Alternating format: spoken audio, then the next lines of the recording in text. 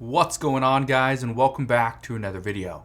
So there's a very disturbing trend that's happening right now, and I want to address what that is because this major shift is coming, and the American people, as of right now, are the ones to blame for this problem. It's an interesting problem that we're in, and it seems like it's going to be a never-ending cycle. So let me address what's going on right now. Make sure you stick around for this entire video. Also, do me a favor, go ahead, hit that like button as it really does help out the channel. But here's what we know. According to a survey that was just released this morning from the New York Federal Reserve, they are saying that US consumers expect their monthly spending will increase even higher than the pre-pandemic levels. However, more and more people are becoming less likely to spend on big purchases. These include things like vacations, cars, furniture, appliances, even home repairs. These were all big ticket items that people were spending on, especially over the past 2 years. We were locked in our homes, so we bought new furniture, bought new appliances, even did home repairs. And then we're like, you know what? I'm tired of this pandemic. Let's get out. Let's get a new car. Let's go travel. Let's go on vacation. Well, according to this survey and these reports, consumers are planning to not spend much money over the next 4 months, even over the next year. So here's what I can tell you. During the pandemic, consumer spending was up, which this was great for the economy. It was great for economic growth, and it provided stability into the markets. The problem is that this major shift is not what the economy needs at this time, especially when the Federal Reserve is going to be raising rates in order to combat inflation, and they're going to be doing that very soon. And the idea that consumer spending is going to increase and people spending more but limiting their large purchases, this is actually a sign that many are extremely concerned with, because this means that they are worried about rising prices. Now, I know we've been seeing this all over the place. Inflation, prices increasing, this is going up, and it's becoming very difficult. Now, here's what I can tell you.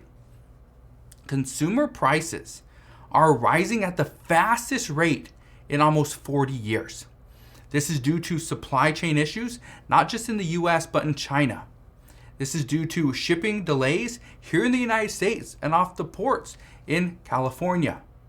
This is because of manufacturing problems due to COVID and workers having to isolate. We are seeing worker shortages because people either are having to isolate, they have a vaccine mandate, or they just do not want to work because they do not feel safe. And then, on top of all of this, we have rapid wage increases. These are all causing us to pay more for the exact same products that we were getting last year, 2 years ago, even 5 and 10 years ago. Everything is going up. Now, the median increase in monthly household spending, this rose by 5.1% in December from just 1 year ago. And it rose by 4.7% from just August. That's a pretty big jump. Now, here's where things get very interesting. Right now, increased spending on everyday items, but the lack of spending on larger purchases, this could actually be seen as a negative impact to the economy. Now, this is going to cause everyday purchases to increase in price. This means food, retail spending like clothing, electronics, furniture, everything is going to go up in price. And this is actually going to put pressure on lower income earners to choose which items they decide to buy. Just keep this in mind. Let's say you have $100. You have $100, you need to buy a bunch of stuff. You need to buy medication, you need to put gas in your car, you need to pay for, let's say, your phone bill or internet, whatever it is, right? And you need to go and, you got some other spending to do. You got to go buy a birthday present, who knows? But here's the problem. You will now be required or tasked with choosing which bills to pay, which items to buy. Do you buy the medication today or wait because you got to put food on the table? Do you wait for the medication and you don't buy as much food so you're somewhat starved, but you got to do that because you got to pay for your car payment or your rent or your mortgage? That's the problem that many lower income households are going to be in. But what we know is that roughly 54% of consumers here in the US live paycheck to paycheck. This is roughly 125 million adults live paycheck to paycheck. Now, out of those 125 million people, 26 million people struggle to pay their bills each month, or they come very close to not covering them at all. This is a problem. And the problem is that spending is only going to increase. We have to spend more because prices are increasing. But guess what? Our wages, they're only expected to increase by 3.4%. Food service workers, we're already seeing that they're struggling just to get by. Let's talk about childcare, because childcare is becoming more expensive, and it's becoming such an issue that many parents are just going to quit their jobs in order to stay home with their children, because it doesn't make financial sense to go to a job, earn an income, and take the entire income or very close to it and give it to the childcare facility, give it to the daycare service, because your entire income is pretty much spent just to make sure your children are being taken care of. Why wouldn't the parent just stay home? And then you got the additional vaccine mandates. Truck drivers are likely going to be another cause of an even bigger supply chain issue because of the vaccine mandates that we're seeing for border crossing, going into Canada, coming from Canada, coming from Mexico. A lot of issues here, a lot of issues, and things don't look like they're getting any better. So, when we take a deep dive into the bigger picture of what's actually going on, the supply chain issues aren't being resolved fast enough. Wages are still increasing and will likely increase more than 3.4% according to some reports. Worker shortages are expected to continue long into 2022 and possibly into 2023 as well. And the American people are not getting any additional help from the US government. Stimulus checks, gone. Child tax credit payments, gone. We don't know if they're going to be reintroduced. We just don't. So we'll see what happens there. But let me paint you a quick little picture. Let me paint you a picture of what's coming. Workers are going to get paid more, which means prices will increase. Because I can tell you right now, with the markets that we're seeing, the issues that companies are having, they're not going to make less profit. They want to keep the profit the same, which means prices have to increase for the end consumer. Okay, because the workers are now getting paid more.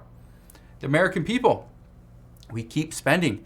Remember I told you that the American people are to blame, and it's going to be this never-ending cycle? Here's the reason why. The American people, you and I, we keep spending, which according to businesses, this reaffirms that prices could actually go higher.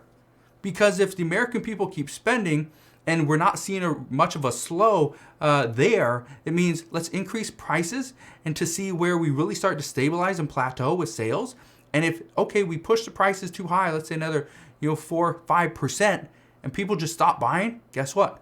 The business knows brings the price back down until we see that stabilization of sales, and that's where we know, that's where our sweet spot is. Let's keep it there. So as the American people keep buying, paying more, guess what? Businesses keep raising the prices. So it's this never-ending cycle that we have found ourselves in. Now, when we see more demand and less supply, this means prices have to continue to keep shelves somewhat stocked.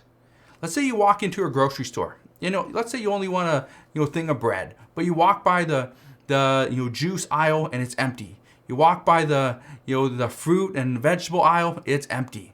You walk by peanut butter and jelly, and it's gone, right? Chances are, even though the bread may be fully stocked, you are not going to come into that store again because there's so many things missing. But if you walk into a store, let's say even the dollar store, it doesn't matter, and they have 2 items of juice, every single juice. They only have 2, but they have it. Guess what? You're more likely to go into that store. So when demand is so high and there's very limited supply, guess what happens? Stores increase the price to keep the limited amount of stock they have there on the shelves. Because when a customer comes in and they see, everything's just completely full, they're likely to come back because mentally that store has everything. So just keep that in mind, because again, this goes back to the American people, you and I. We are struggling right now. We're kind of the ones to blame for the struggles that we are facing. That's at least according to experts.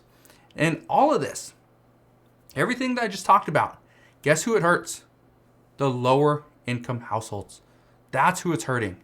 Not the rich, not the wealthiest individuals in this country. Yes, are they feeling the effects? Yeah, they are. But are they being hurt by this? No. So this is why this is such a disturbing trend that's happening right now, because we keep spending more money, which means businesses charge more, pay more, and yet we still spend more. So again, it's this never-ending cycle that's going to keep going. Now we could see this stop and end and slow at some point, but according to experts, it's not going to happen within the next 4 to 6 months. So we will see what happens moving forward, but that is what we know. So again, just want to thank you guys for watching. Have a wonderful rest of your day. Consider subscribing, and I'll see you guys on the next one.